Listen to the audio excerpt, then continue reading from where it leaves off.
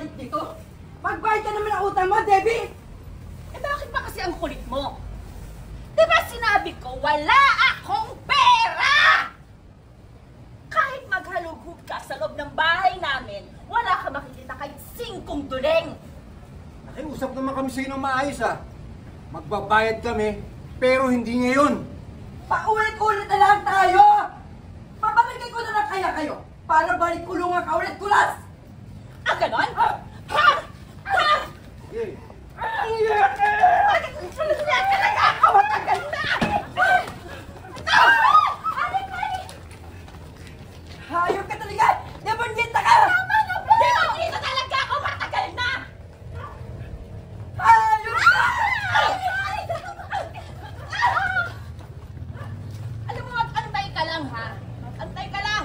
Itong anak ko si Monica, papunta na ng Macau yan, ha?